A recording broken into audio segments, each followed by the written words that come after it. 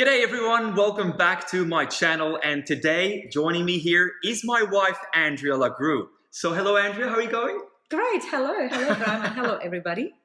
That's it. So look, we had recently a really interesting experience with our boy, our 8-year-old son called Liam. He came with this sort of concept that there is no positives and negatives. He says there's positives and learning. And it really led us recently over the weekend for us to have a really good conversation about emotions, right?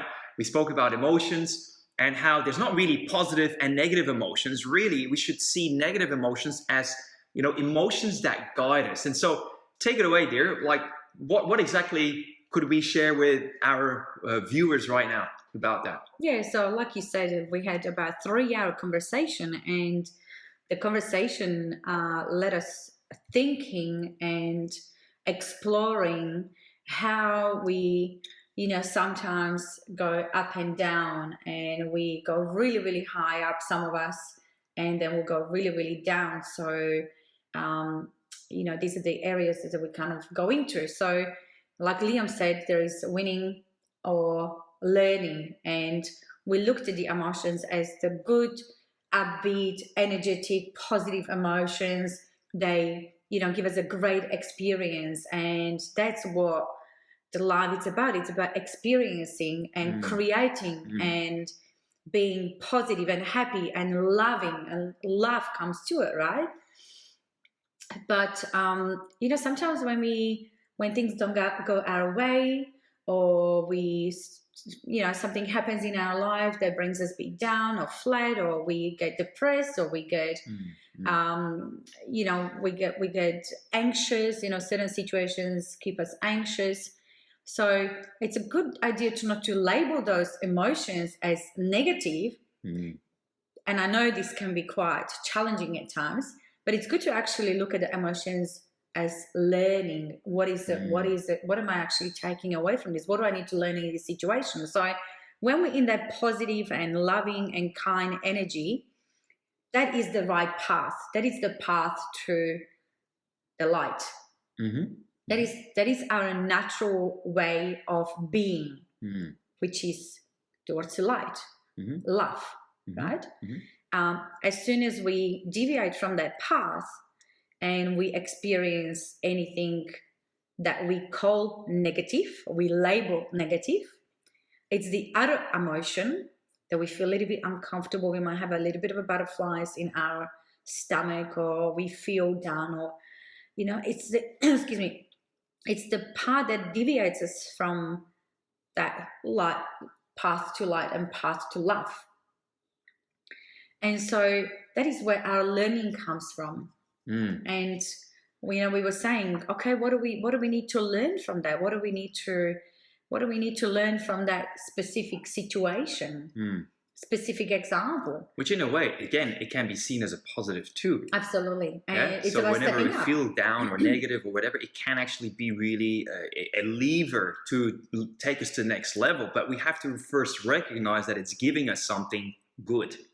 Absolutely. And, that can be challenging. So people would ask, okay, how do you do that? How do you actually do that when you are in that pit, when you are in that turmoil of emotions that are sort of dragging you away from, that great way of being? And I think, you always said breathing. Breathing is really, really important, and just breathing in and tuning in and trying to find out what is going on for me, and why am I feeling the way that I'm feeling, and what do I need to, how is this benefiting me? One of the great questions that, Great question. I ask sometimes, how is this benefiting me? How is this moving me to the next level? Because it always is. So the way how that works, it will it will balance you out. Absolutely. It will bring you to the state of balance. And when you start to open yourself up to that, there is really no positive or negative, but it's the level of equilibrium, and it's the level that it's trying to balance you out. So when you're feeling down, something will happen that will bring you up. When you're feeling up, something happen that will bring you a little bit down to again bring you to that level of equilibrium. And when you really truly start to open your mind and heart to it, you will see how beautifully that works. That's it. The universe is beautifully balanced. And we both are basically students from Dr. John DeMartini. And I think DeMartini, probably better than anyone else out there, really has visualized how that process works. And so when Andrea talks about equilibrium, you can really visualize, let's say, a chart, and where, you know, there's fluctuations between our emotions. We sometimes feel really good, and then we have really down days where we're really feeling down, and then like sometimes we're hovering in the middle. I call this the yo-yo effect, and some people of us are very privy to having the yo-yo, also called roller coaster experience. And so when that happens, what it is we're becoming very reactive to the things that happen around us. The things that are good lift us, then the things that are really, depressing or saddening and all of that, they take us down. And so then we go through this up and down roller coaster effect, which really we should not experience. And again, this is something that I definitely have learned also from working with Brian Tracy, who always said high performance comes from, stabilizing your emotional life. And initially when I heard that, me being the yo-yo guy, going up and down a lot, highly emotional, ups and downs and everything in between, with a lot of shades of gray, as they say. I remember also that I was initially upset about that, because I thought, like, well, how would you want to flatten out your emotional life? I mean, you want to experience like the high highs and the low lows, because that's what life is about. But over the years, and especially after marrying, becoming a parent, I've learned that actually what he meant by that is that it's basically saying in a different way what the zone is about, being in, a good space where you're performing well and where you're not highly elated, not highly depressed, where you're basically saying, you know what, I can recognize both sides equally, and both of them have something to give me, that they're both positive in a way, both the negative and the positive emotions. So it's really about, positive and learning. So again, back to that earlier point that you talked about, I love it when we really start learning now how to live in the right middle zone. The middle zone is the equilibrium. It's the place of balance, meaning you can recognize the good and also the not so good, and you both accept them for being part of our reality.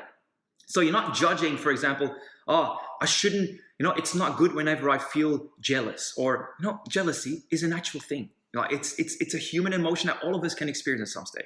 The other one, guilt. You know what? I shouldn't feel guilty about this, or I really feel guilty and I shouldn't have done that. As soon as we start talking like that, we're labeling it. We don't have to do that. Excuse me. No, absolutely. And recognizing that if you are experiencing emotions like jealousy, guilt, or any of the emotions that are not moving you towards to the love and light, is that you actually disowning part of something in yourself that it's feeling and it's experiencing that feeling. So it's a really good question to ask, what am I disowning? What am I missing? What is going on? What am I meant to learn here? Can you give an example? Sure. Like, for example, when you feel jealous of someone or something, you're perceiving that you don't have what they have. And, you're probably feeling that you are not worthy, or not good enough, or you're not good enough, or, there is a reason why, you're feeling this inadequacy, that I'm not, the same level. So right at the moment, if you ask yourself, what am I actually missing here?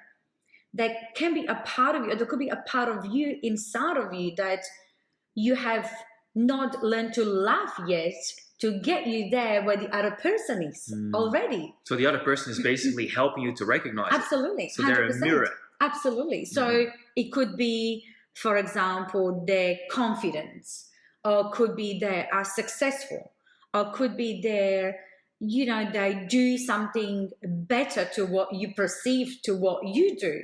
That's right. Right?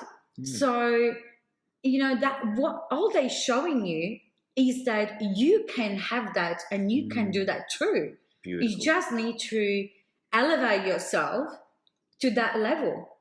And it's not about being jealous. It's about, okay, how can I get there? What can I do to, how can I get there myself? If you want what the other person has, if you're being jealous, that will keep you stuck. That's it. And it's a perpetual vicious circle. It will keep you in that emotion. And that emotion will attract another emotion, which is on the same level, and another emotion. That's it. And it will spiral. Generally, what happens is it's spiraling down. And then we get caught up in our own negative stories that keep us wallowing and going around in circles, which obviously is not where we want to be. But here's another great idea. As Andrea said, you might ask yourself a question of like, how is this helping me? Or, what brought me here? But you can also say, whenever you notice that somebody you perceive to be at a higher level and be more successful and, having more of the things you have and doing more of the things you want to do, when they're there, you can actually also look at them, and rather than looking with these eyes of, damn, you're there, you could also say, thank you. You just showed me what I want, and now let me go and do it. Yeah. I remember sitting down with a friend of mine recently. I went to Sydney to spend 2 days with him, and he mentioned a few things that he just recently is in the process of achieving, and it's absolutely insane. It's great. It's amazing, completely self-made. And I sat there and I thought to myself, what is this? What information is this giving me for me on my path? And I thought, he's just showing me that he can do it, so I can do it too. So I'm thanking him for being there already. And so this is just those little things. Rather than keep the negative feelings and being stuck in it, we got to recognize that it's giving us something of value and that we can learn from the feeling, because the feeling really is giving us feedback. Yes, and basically what you're talking about, it's a attitude of gratitude. Yes. Right? Yes. It's attitude of gratitude. And, being grateful, it's probably the most important thing in that whole element. Because when you're being grateful for whatever you get at that particular time, you automatically elevate yourself in a completely different level, and you free yourself from that stuckness, from that stagnant negative energy, I won't even call it negative. It's just a stagnant energy that doesn't move. Feeling trapped, feeling stuck. Yes. We all have had those experiences. That's what you're referencing. Think about it. What does the emotion means? It's an energy in emotion, in a move. It moves, right? Well, it's supposed to. Yeah. So when you're grateful, and you are grateful for the experience or the person or the situation that you have just experienced and perceive certain way, you have to look at your perception. How are you perceiving it? And again, the gratitude is just such a powerful thing that it helps you to elevate to the next level. So being grateful, it's very, very important. And a lot of people ask, how will you become grateful? You start practicing gratefulness by saying thank you and recognizing the gifts in that situation, the gifts that are to you, because that's really what it is. They are all gifts. Absolutely. Which, by the way, once again, those gifts can be, the positive experiences you're having, just the natural gifts. Obviously, it's Christmas time. You're going to receive gifts that you're going to say thank you for. But just anything in life, whether you see it as a positive or you initially experience it as a negative, those are gifts too. And that's really the beauty of it all. So to the extent that you can see and recognize the gift in anything and anyone, particularly also the challenging people around us, the people that press our buttons, recognize the gifts that these people are coming. And you know what? Going into the festive season, you and I all know that there might be a person pressing your buttons sooner or later. It happens in any family around the world. It certainly has also in our families. And again, see these people as mental and spiritual guides. See them as people that are here to serve you and benefit you and lift you to the next level. See them as people that are Sherpas, that are showing you the way on how to safely get to the top of the mountain in midst of all the challenges and the cold and all of that. If you start seeing it that way, there is no person on earth that you cannot look in the eye and be grateful for. And the beauty of it is, as soon as you are grateful, you're automatically open your heart. Now, when you open up your heart, you're going to have the most profound, meaningful conversations with people, but equally, you're also letting them in. Now, just imagine what happens with people that are reciprocating. So when we start first opening up our heart, guess what the others are going to do?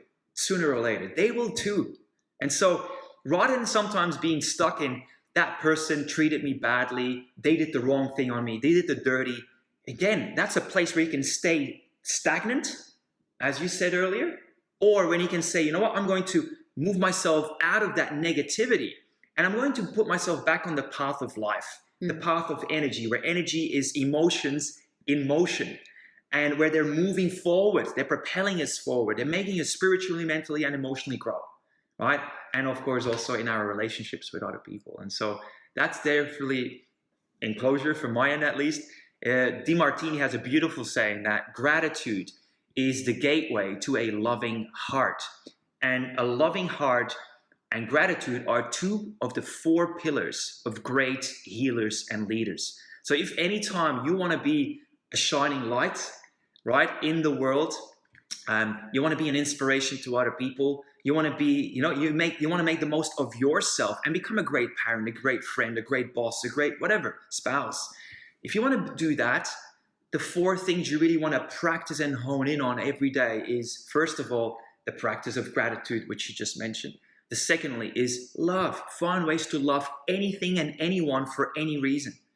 Third is that you align yourself with certainty. Yeah, we did a video before here, and you beautifully spoke about how you need to assume or expect the best. Well, therefore, certainty is really knowing that the best is going to come true for you. And the more you can really see it in your mind and feel it in your heart, the two then are working together in unison. And that's, again, going to help you to realize that. And the last one is presence, especially in the festive season ahead. We all can gift other people the presence, or let's say the gift of our presence, meaning we're there mentally, emotionally, physically, spiritually, and we're giving ourselves to other people. And I think if we do all those 4 things, we practice those things not just for Christmas and New Year, but throughout the whole year, we're definitely really well on our way to make an impact and a difference out there, aren't we? Absolutely. And look, that leads me to what happens when all of those 4 pillars align is that you become a creator. You become a creator of your life and life that you want to live and that you want to design. And, you just become so creative, and that everything that you do becomes something so meaningful and blissful, and you can actually enjoy what you're doing. So even, for example, if you are in a job right now that you don't really feel happy about, or you're going to the job and you're dreading it, and some of you will be setting goals. We're going to that time of the year where people are setting goals, and that they want to perhaps have a new job, or go to a new place, or change a career, or lose a weight, or whatever that might be. Yep. Having those 4 pillars aligned and feeling certain way, you actually become a creator of your life. I'm just going to say this. I watched a video by, you're going to laugh because I keep talking about this video so much. Oh, it gave you something, so you recognized the gift? Yes, absolutely. And that's why I want to share it, right? So I watched a video by a very famous artist. And you can say who it is. Yeah. Of course. Well, it's Jennifer Lopez, right? And I stumbled across this video just by, I just stumbled across it by flicking through the TV, and this video came up. So it was obviously meant for me to watch it. And what I really, really love, when she was being interviewed, she said at one point that before she had her children, and she had all the time in her life, she was creating music in a studio till 3-4 in the morning. And on the way home, she would listen to the music that she just created. And so she said, it was amazing. Something that wasn't there in the morning by so many hours in a studio. I had this music that I can share with people all over the world. And that really resonated with me. I thought, wow, that is so powerful. That is so, so powerful that, you know, whether you are a builder or whether you are accountant or whether you are whatever you're doing in your life, if you look at the way that what am I going to, or what am I creating today? Who am I making happy today? Who am I helping today? You know, something that's not there in the morning. If you're a builder and you build a wall and suddenly there is a wall towards the house that somebody's going to live in, or if you're an accountant and you're helping somebody with their financials, or, you know, or a doctor or lawyer or whatever that might be, whoever you are, whatever you do, if you start your day by what am I going to create today, something that is not here today, right now in the morning, and it's going to be there by the time that I finish, I think that alone is just such a beautiful way to live. And absolutely, you know, so become a creator. That's all right. That's all right. You're creating, and then that naturally lifts you and gets you onto that path of love and light. That, by the way, if you for any reason right now feel stuck and maybe dissatisfied with life, that is really now the golden gift here that Andrew just shared with you. It is like, find a way to create again, because the chances are that you are stuck because you are not creating and haven't for a while, and that you're not really aligning your heart with something that you could do right now. And so I certainly have made it my profession for the last 12 years to create. I love doing these sorts of videos. You guys obviously know on my YouTube channel and on my other social media. But also the other thing that I want to share with you, you know, we touched a lot on the personal side and the relationships and, you know, us and other people.